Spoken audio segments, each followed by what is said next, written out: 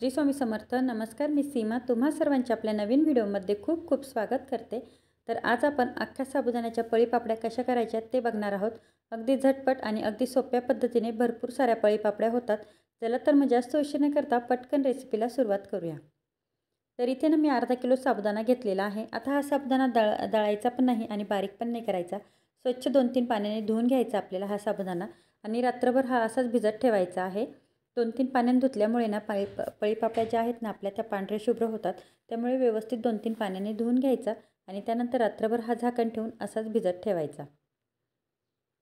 या साबुदाण्याच्या वरतीनं आपल्याला अर्धा इंच तरी पाणी टाकायचं आहे, म्हणजे साबुदाणा व्यवस्थित भिजला जातो आणि अगदी मऊसूत असा हा भिजतो. तर अर्धा इंच पाणी टाकलेलं झाकण ठेवते आणि हा रात्रभर असाच भिजवून ठेवते. सकाळी आपल्याला याच्या पळीपापड्या करून घ्यायच्या आहे. आता इथे तुम्ही बघू शकता साबुदाणा छान असा मऊ भिजलेला आहे. आता ह्या वाटीच्या मापाने ना मी 2 वाट्या हा साबुदाणा मोजून घेतलेला आहे, म्हणजे आपल्याला पाणी टाकता येईल. आता हा साबुदाणा 2 वाट्या भरलेला आहे. आता ह्या वाटीच्या मदतीने 2 वाट्या इथे आपल्याला पाणी टाकून घ्यायचं आहे पातेल्यामध्ये.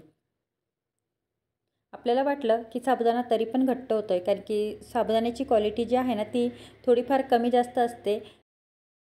त्यामुळे कधीतरी ना थोडंसं पाणी कमी जास्त लागतं, पण आपण नंतर गरम पाणी टाकू शकतो, अजिबात अडचण नाही. पण ह्या 2 वाट्या टाकलं ना तर अगदी व्यवस्थित मेजरमेंटनुसार पाणी परफेक्ट होतंच. तर 2 वाट्या मी इथे पाणी टाकून घेतलेलं झाकण ठेवून आपल्याला उकळी घ्यायची आहे. त्यात थोडासा 1 चमचा मी मीठ टाकून घेते. आता तुम्हाला मी प्रत्येक व्हिडिओत सांगतेच, वाळवणाच्या पदार्थात ना थोडंसं मीठ कमी टाकायचं आणि पाव चमचा सोडा टाकलेला आहे मी. त्यामुळे ना आपला साबुदाण्याच्या पळीपापड्या आहे ना त्या व्यवस्थित छान शिजल्या जातात. आता हे सर्व न झाकून ठेवायचं आणि उकळी येण्याची वाट बघायची. आता तुम्ही बघू शकता पाण्याला छान उकळी आलेली आहे. आता आपण ना हा साबुदाणा यामध्ये टाकून द्यायचा आहे आणि एका चमच्याने म्हणजे एका हाताने चमच्याने व्यवस्थित मिक्स करत राहायचं आहे, ज्यामुळे आपला साबुदाणा खाली लागणार नाही, चिटकणार नाही. गॅसची फ्लेम आपल्याला कमी ठेवायची आहे आणि अगदी 10 मिनटं आपल्याला कमी गॅसवरती हा शिजवून घ्यायचा आहे, म्हणजे हा साबुदाणा छान शिजला जातो आणि जेवढा छान शिजेल ना तेवढ्या पळीपापड्या आपल्या फुलल्या जातात. त्यामुळे आपल्याला हा साबुदाणा छान ट्रान्सपरंट होईपर्यंत शिजवून घ्यायचा आहे. जास्तीचा वेळ लागत नाही, पण सतत मिक्स करत घ्यायचं आहे की खाली लागणार नाही. खाली जर साबुदाणा लागला ना तळाला पातेल्याच्या, तर आपल्या ज्या पळीपापड्यांचा कलर जो आहे ना तो बदलला जातो, पिवळसर असा कलर येतो. त्यामुळे आपल्याला सतत मिक्स करत आणि आपल्याला हा साबुदाणा मिक्स करत आणि शिजवून घ्यायचा आहे. फक्त 10 मिनटामध्ये आपला हा साबुदाणा शिजून तयार होतो. 5 ते 6 मिनटं झालेली आहेत आणि तुम्ही साबुदाणा बघू शकता 50% हा शिजलेला आहे. अजून उकळी आलेली नाही आहे, तर थोडासा ट्रान्सपरंट दिसतो आहे. तर अजून आपल्याला 5 ते 6 मिनटं शिजवायचं आहे, म्हणजे कमीत कमी 10 ते 11 मिनटामध्ये आपला साबुदाणा छान शिजला जातो आणि व्यवस्थित घट्टसुद्धा होतो. त्यामुळे आपल्याला पळी चमच्याने अशी पळी घेऊन आणि असं पळीने ह्या पापड्या टाकल्या जाऊ शकतात. तर आता आपल्याला अजून 3 ते 4 मिनटं व्यवस्थित ही उकळी येऊन द्यायची आहे आपल्या ह्या खिरीला. आपण खीरही म्हणू शकतो ही साबुदाण्याची. तर खिरीसारखेच असते ही रेसिपी पण. तर थोडंसं वरती करून जर बघितलं ना अजून थोडंसं पातळसर आहे हे मिश्रण. थोडंसं गॅसवरती आपल्यालाच हे गॅस मीडियम करून आणि आपल्याला हे उकळी येऊन द्यायचं आहे. तुम्ही बघू शकता आता बघा उकळी आलेली आहे, छान व्यवस्थित उकळी आली आहे आणि साबुदाणासुद्धा तुम्ही बघू शकता छान फुललेला आहे. म्हणजे आपण तळल्यानंतरसुद्धा ना हा साबुदाणा खूप छान फुलतो आणि आपली ही जी पळी पापडी जी आहे ना ती दुपटीने तिपटीने फुलते. त्यामुळे हा साबुदाणा अशी उकळी येईपर्यंत छान शिजवून द्यायचा. अजून 3 ते 4 मिनटं आपल्याला हा छान अशाच उकळीमध्ये शिजवून घ्यायचा आहे. गॅसची फ्लेम परत कमी करायची आहे आणि सतत मिक्स करत आपल्याला हा 10 ते 11 मिनटांसाठी शिजवून घ्यायचा आहे. आता तुम्ही याची कन्सिस्टन्सी बघू शकता, मस्त छान घट्ट झालेली आहे. या स्टेपला आपण गॅस बंद करून द्यायचा आणि थोडंसं कोमट होईपर्यंत आपल्याला हे पातेलं असंच ठेवायचं आहे. थंड झाल्यानंतरच आपल्याला प्लॅस्टिकच्या कागदावरती हा साबुदाण्याच्या पळीपापड्या टाकून घ्यायच्या आहे. गरम गरम जर टाकल्यानं तर प्लॅस्टिक फाटल्या जाण्याची शक्यता असते आणि तुम्हाला तर माहितीच आहे प्लॅस्टिक हे आपल्याला आरोग्यासाठी चांगलं नाही आहे, हानिकारक आहे. त्यामुळे हे थोडंसं कोमट होऊन द्यायचं आणि त्यानंतर बघा तुम्ही अगदी झटपट चमच्याने असं टाकायचं आणि फक्त चमच्यावरतून फिरवायचं.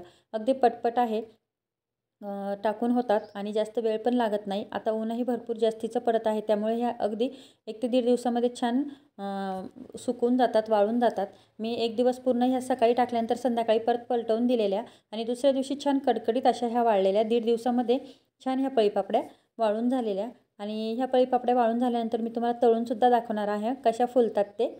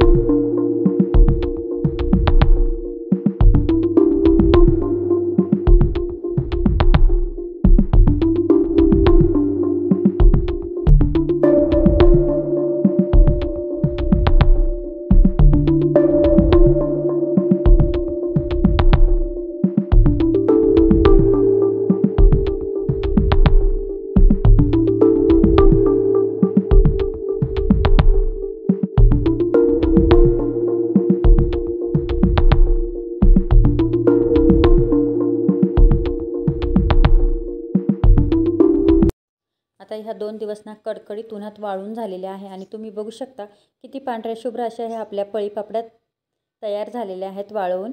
आता आपण ह्या तळूनसुद्धा बघणार आहोत आणि तुम्ही बघू शकता अगदी पातळ काचेसारख्या ह्या दिसत आहे आणि पांढऱ्या शुभ्र अशा झालेल्या आहेत. तर मी घमिल्यात काढून आणलेल्या आणि तुम्ही बघू शकता एवढ्या साऱ्या पापड्या आपल्या तयार झालेल्या आहेत. फुलता पण खूप छान. तळल्यानंतर तुम्ही बघू शकतील. तर आजचा व्हिडिओ तुम्हाला कसा वाटला तर असंच प्रमाणबद्ध जर आपण जर ह्या पळीपापड्या केल्या ना तर खूप छान होतात, वर्षभर टिकतात सुद्धा आणि तेलाचा वापर मी इथे कुठेच केलेला नाही. त्यामुळे याचा जास्त दिवस डब्यात ठेवल्यानंतर तेलाचा उग्र वाससुद्धा आपल्या पळीपापड्यांना येत नाही. तर मी गॅसवरती तेल ठेवलेलं आहे गरम व्हायला. तेल छान गरम झालेलं, जास्त कडकडीतसुद्धा करायचं नाही. ह्या पळीपापड्यांसाठी ना तेल जास्त कडकडीतसुद्धा गरम नको आहे. तर तेल व्यवस्थित गरम झालं तर तुम्ही बघू शकता लगेचच ही पळीपापडी किती छान फुललेली आहेत आणि पांढऱ्या शुभ्रसुद्धा झालेल्या आहे. खातानासुद्धा अगदी कापसासारख्या मऊसूत अशा ह्या पळीपापड्या लागत आहे. वयस्करांनासुद्धा खाता येईल अशा पद्धतीने ह्या पळीपापड्या झालेल्या आहेत. तर ह्याच पद्धतीने रेसिपी तुम्ही करून बघा. व्हिडिओ आपल्या फ्रेंड फॅमिलीसोबत शेअर करा. त्याचबरोबर अजून चॅनलवर तुम्ही नवीन असतील, चॅनल सबस्क्राईब केले नसेल तर प्लीज चॅनलला सबस्क्राईब करा. व्हिडिओ आपल्या फ्रेंड फॅमिलीसोबत शेअर करा. आणि हो, तुम्ही ना रव्याच्या ज्या मी कुरड्या केल्या ना त्या व्हिडिओलासुद्धा छान रिस्पॉन्स दिलेला आहे. त्याबद्दल तुम्हा सर्वांचे पुन्हा एकदा खूप खूप धन्यवाद. असाच सपोर्ट कायम असू द्या. तर अशा पद्धतीने ना मी पापड्या तळून घेतलेल्या. यात तुम्ही लाल तिखट किंवा लाल मिरचीसुद्धा क्रश करून टाकू शकता, अख्खी लाल मिरची किंवा लाल तिखट टाकू शकता, हिरव्या मिरचीचा ठेचासुद्धा टाकू शकता. तुम्हाला आवडेल त्या पद्धतीने तुम्ही करू शकता. पण फक्त जास्त प्रमाणात टाकू नका, त्यामुळे ठसका येतो खाताना. तर आजच्या पळीपापड्या तुम्हाला कशा वाटल्या मला हे कमेंटमध्ये सांगायला अजिबात विसरू नका. व्हिडिओ आवडला असेल तर प्लीज व्हिडिओला लाईक करा. व्हिडिओ आपल्या फ्रेंड फॅमिलीसोबत शेअर करा. त्याचबरोबर अजून चॅनलवर नवीन असतील, चॅनल सबस्क्राईब केले नसेल तर प्लीज चॅनलला सबस्क्राईब करा. पुन्हा भेटूया अशाच नवीन व्हिडिओमध्ये नवीन रेसिपीसोबत. तोपर्यंत श्री स्वामी समर्थ. व्हिडिओ पाहिल्याबद्दल धन्यवाद. थँक्यू.